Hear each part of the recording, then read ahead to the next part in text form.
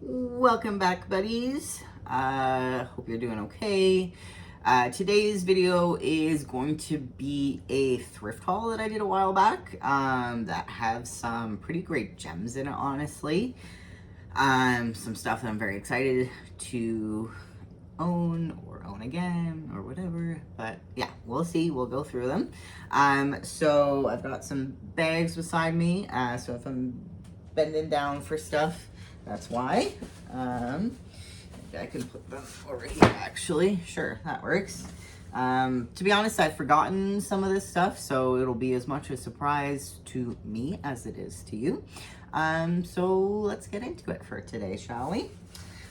Okay, so right at the top, we've got a Buffy novel. This one is called Power of Persuasion. If I recall reading the back, it's actually kind of problematic, it feels. So there's obviously a sticker covering the back because that's annoying. But it says, when the guys start acting like powerless pawns and a few even turn up dead, Buffy Summers notices that the local women's movement, spelt with a Y, when's the last time we saw that, has reached a feverish and probably unnatural pitch. The Slayer is the only one who can see straight during the ultimate battle of the sexes. Her friends, including Giles, are spellbound by the malignant muses permeating the school. Even the local vampires are acting strange. Alone in her search for answers, Buffy must figure out who's behind the sinister sisterhood and close the gender gap before the feminist revolution goes too far.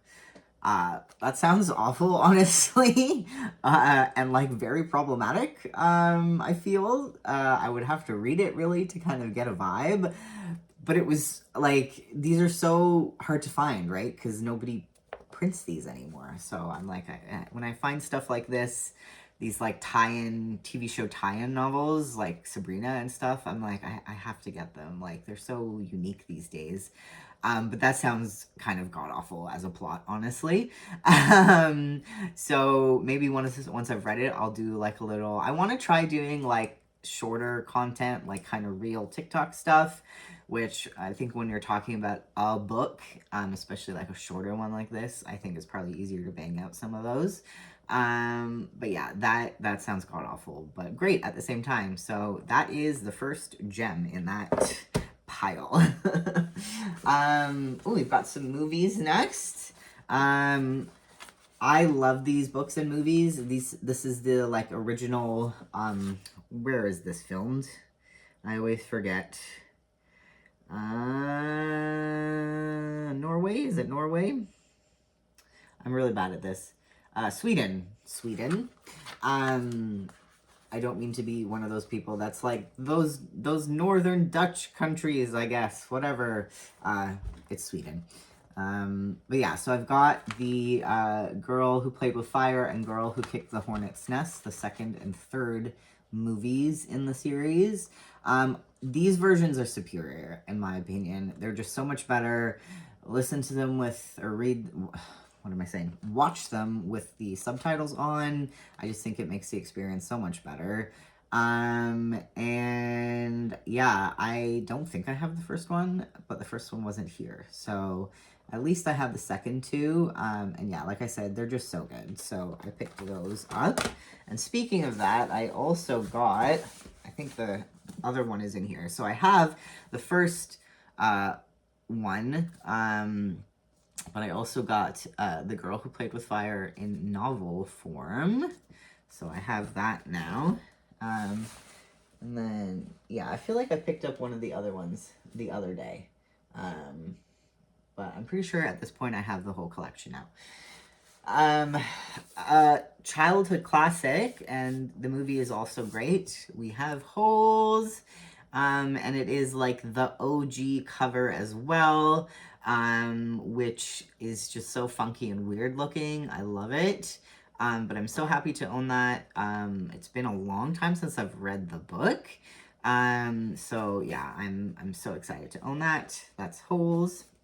If you don't know what that is, the main character, Stanley Yelnats, is accused and convicted of a crime of stealing shoes.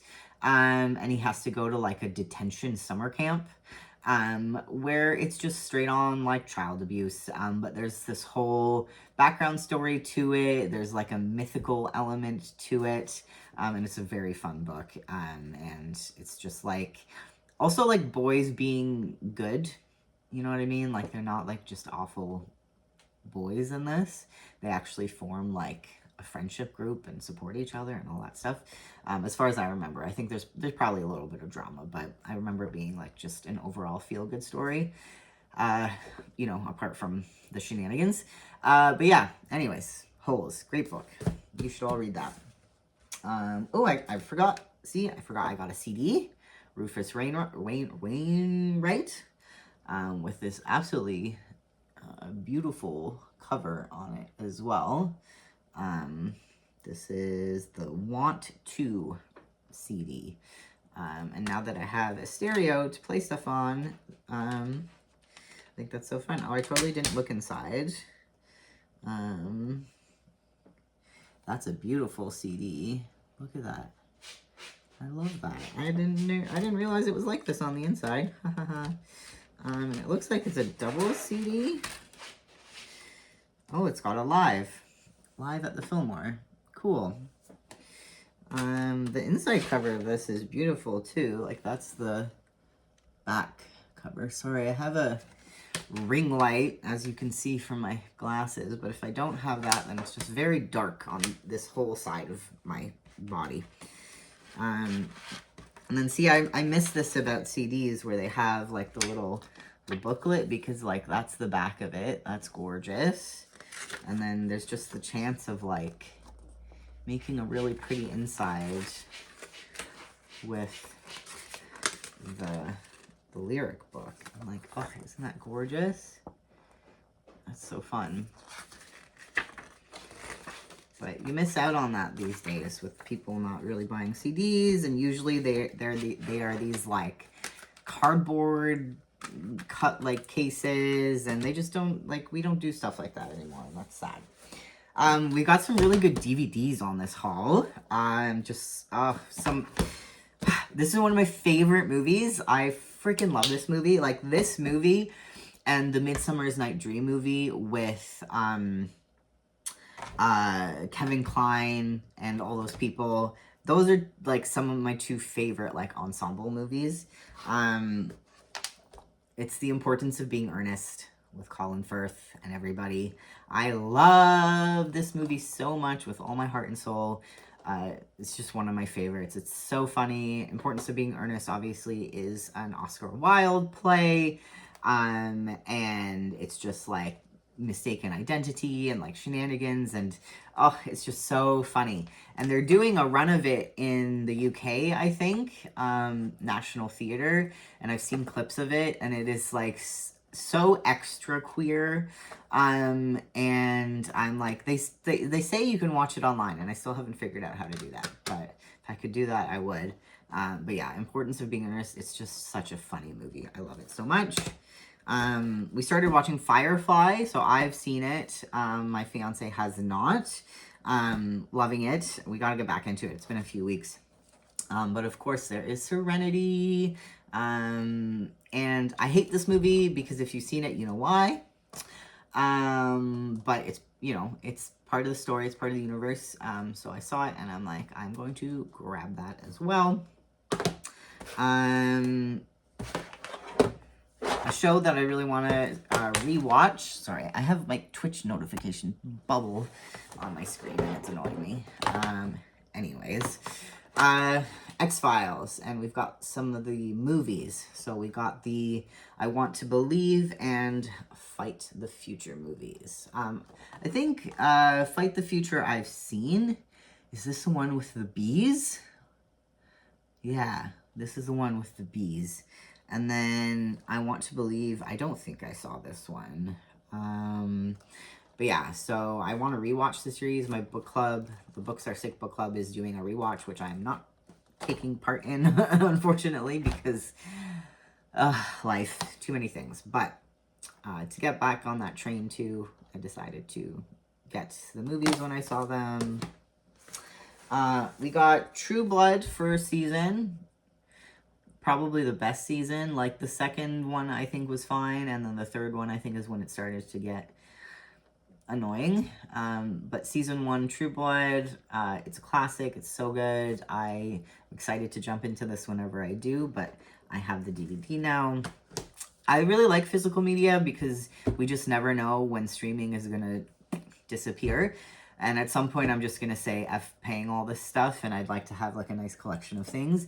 I'm bad at watching them, but like I have them. It's like that Dragon Horde syndrome that I have with, you know, everything else.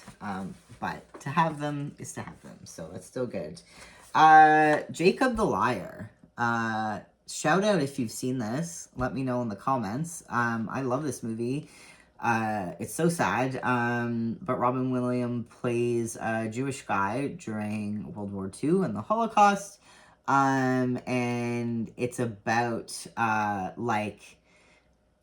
think disrupting, but also creating, like, your own propaganda, like, from the other side kind of thing. I feel like that was what the story was about. But yeah, really good movie. It's been a long time since I've seen it. That's why I don't remember it super clearly, but it's one of those things where I saw it and I'm like, oh my God, very much grab this. If you have a chance to watch it, do. Because yeah, I just remember it being a really good movie. So Jacob the Liar is one of the things I got. Another one of my favorite movies, Underworld. The first one, the best one. The second one is good too, I feel like. And I actually don't mind the origin story one, but then they started to get weird and like unnecessary. But the first one is just such a classic, and it's hard to find. It's hard to find on streaming services, especially. They'll have like the last 3 movies, but not the first one. So I'm like, I have to grab that as well. So Underworld is now in my possession. And then, so I've seen this movie. I've never watched the book. I really liked the movie.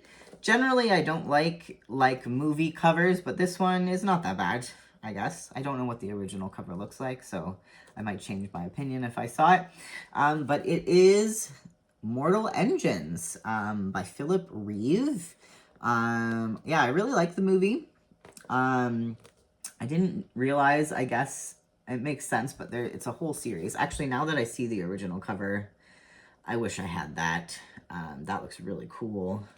I don't know if that translates to you guys, but the covers are really neat. But yeah, that's another book that I've never read.